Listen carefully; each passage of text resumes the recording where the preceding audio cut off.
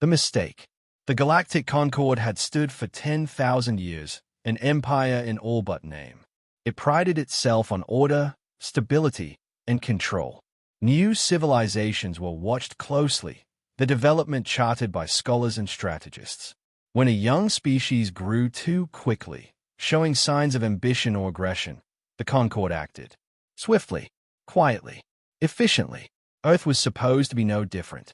From the Concord's perspective, humanity was reckless to the point of madness. They had split the atom before solving hunger, hurled themselves into space while still tearing each other apart on the ground, and within a mere century of first leaving their planet's atmosphere had built ships capable of bending space-time. To the Concord, this was not progress, it was a threat. So the decision was made: humanity would be pacified. Earth would be forced into submission, its people either integrated into the Concord's hierarchy or scattered across colonies as labor stock. The Concord had done this countless times. They had no reason to believe this campaign would be any different. Admiral Zathal of the 7th Suppression Fleet watched Earth through the viewport of his flagship as the first waves descended. The humans did not yet know the meaning of true war, not the kind waged between stars. He expected panic, chaos, surrender. It was always the same. But Earth surprised him. The first assault craft were shot down before they reached atmosphere, not by advanced plasma weapons or alien technology, but by something far cruder: missiles. Dozens of them, launched from hidden sites across the planet. Human satellites tracked the incoming ships, and ground-based batteries locked on with terrifying precision. It was wasteful, primitive, even suicidal by Concord standards. Yet it worked. Zathal frowned as half a dozen of his vessels went dark. He ordered the next wave forward, heavier ships meant to break resistance. That was when the humans did something else entirely unexpected. They jammed Concord communications. Somehow, with nothing more than jury-rig transmitters and a patchwork of civilian networks, Earth's defenders flooded the invaders' channels with noise. Command structures faltered. Coordination wavered. By the end of the first day, the suppression fleet had achieved orbit, but at a cost. Far more ships had been destroyed than projected. Far more soldiers had been lost. And most disturbingly of all, the humans had not broken. News feeds intercepted from the planet showed them fighting in ruined streets, organizing militias, dragging down armored walkers with explosives strapped to civilian trucks. They should have been terrified. Instead, they were angry, defiant, united. Zathal reported the situation to the High Council with measured words, careful not to let his unease show. Yet in the silence of his private quarters, the Admiral found himself recalling a warning buried in Concord history, one most had long dismissed as superstition. Never wage war against a species that thrives in chaos. Looking down on the burning world, he wondered if they had made a terrible mistake. Fire in the sky.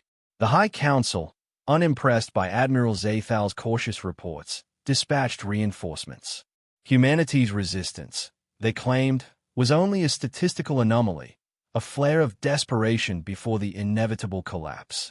To prove their point, they committed 3 additional fleets, more than enough to grind a primitive world into submission. From orbit, the night side of Earth glowed with fires.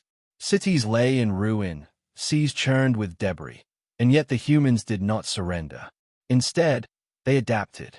The United States and China, once rivals, shared targeting data in real time. Russian engineers collaborated with Indian scientists to retrofit orbital satellites into kinetic weapons. European and African nations pooled resources to keep communication networks alive, bouncing signals across makeshift relays when Concord jamming threatened to blind them. For the first time in living memory, Earth was united by a single goal: survival. When the reinforced Concord fleet entered the system, they expected a clean sweep. Instead, they found ambushes. At the edge of Mars' orbit, old mining platforms suddenly came to life. Human crews had hastily welded engines to them, turning them into massive projectiles. As the aliens advanced, these platforms fired volleys of rock and scrap into their formations. Concord shields could repel energy weapons, but tons of iron and steel slamming at high velocity punched through their defenses like a hammer through glass. Zathal, watching the chaos unfold, could not help but admire the humans' audacity. No other species would think to weaponize asteroids. It was wasteful, inefficient, brutal, and terrifyingly effective. But the most unnerving trait was not their weapons, it was their speed of adaptation. When the Concorde countered one tactic, the humans shifted to another within hours. A crashed alien drone was reverse-engineered in less than a week, its targeting systems repurposed to guide human missiles with frightening precision.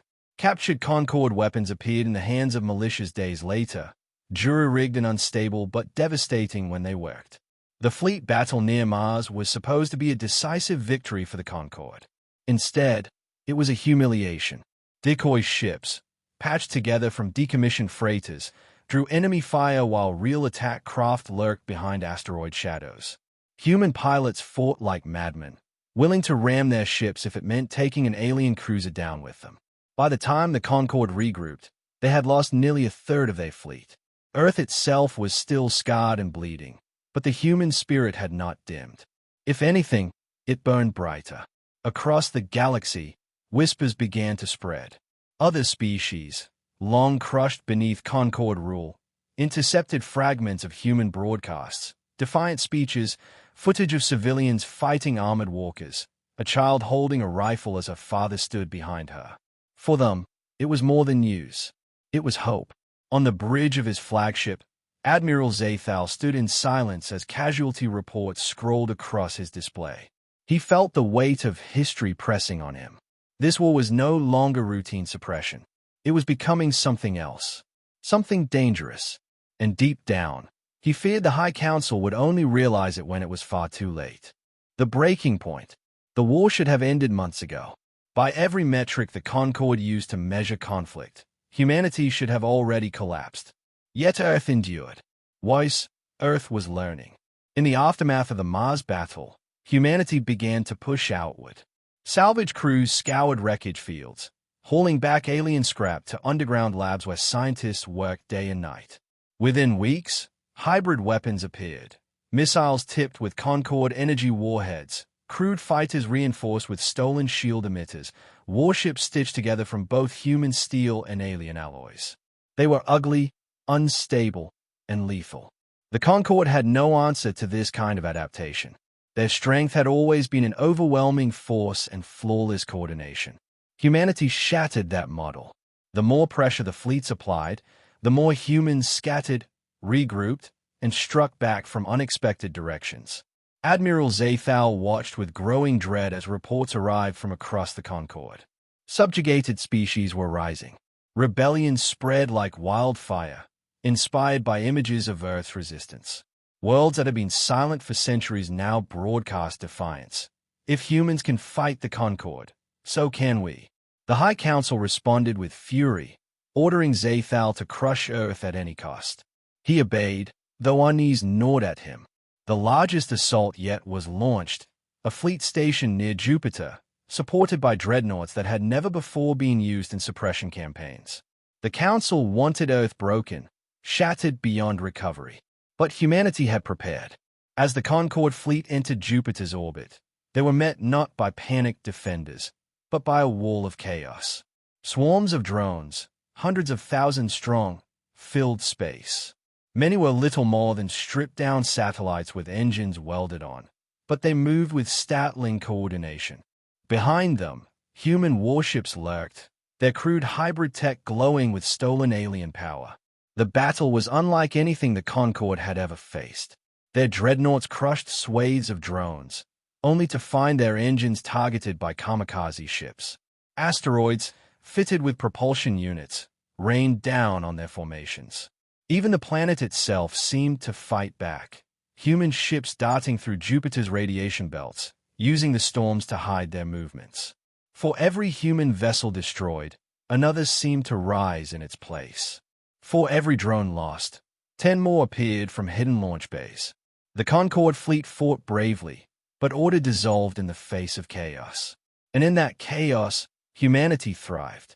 By the end of the battle, 2 dreadnoughts lay shattered, dozens of cruisers burned, and the fleet was in retreat. Humanity had claimed its first decisive victory, not a desperate stand, but a triumph that echoed across the stars. On the flagship, Zathal stood rigid as silence filled the command deck. His officers avoided his gaze, their faces tight with fear. He no longer doubted the truth. The Concorde had not merely underestimated humanity. They had awakened something they could not control. Regret. The Concorde had never lost a suppression war, not once in 10,000 years. But now, reports spread like wildfire. Earth had defeated a dreadnought fleet at Jupiter. Entire star systems whispered of rebellion. The High Council, shaken yet unwilling to admit failure, summoned what remained of their honor. They called for negotiations. When the Concorde delegation arrived on Earth, their ships limped into orbit. The once mighty empire had been humbled. Cities on Earth still smoked from bombardments. Oceans still carried the scars of orbital strikes. Yet the humans met their conquerors not as the defeated, but as equals. Admiral Zathal stood among the delegation as they entered the underground bunker chosen for the meeting. He studied the humans before him. Weary soldiers in patched uniforms, scientists with soot-stained faces, and civilians standing shoulder to shoulder with generals. They should have been broken. Instead, their eyes burned with something the Concorde had no word for. The lead human negotiator spoke first. You came here to pacify us, to make us bow. You failed. Now, we'll speak of terms. The counselors bristled, unused to such insolence. But Zathal knew better. They were in no position to demand. Humanity had proven that no amount of force could break them. The humans' demands were not simple survival. They were liberation, freedom for the subjugated worlds of the Concorde, an end to forced pacification campaigns, recognition of Earth not as a vassal, but as a sovereign equal. The Council hesitated, but across their empire, revolts were spreading like cracks through glass.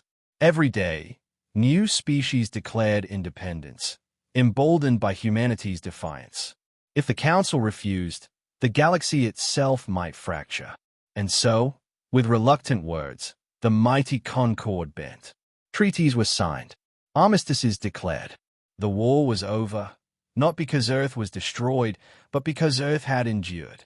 As the Concorde delegation prepared to leave, Zathal lingered. He turned to one of the human officers, a scarred woman who had fought at Mars and Jupiter both. You understand, he said quietly, that your kind has changed everything. The galaxy will never be the same. She met his gaze, unflinching. Good. Maybe it needed changing. Those words followed Zathal back to his ship. They echoed in his mind as he filed his final report to the Council. The truth could not be hidden. The war against Earth had not only failed, it had reshaped the galaxy itself. Other empires would rise. Wars would come again. But humanity had proven something no fleet, no empire, no ancient order could deny. They could not be broken. And as history recorded the fall of the Concorde, one phrase became legend, whispered with awe and fear across the stars. When the galaxy made war on Earth, they regretted it.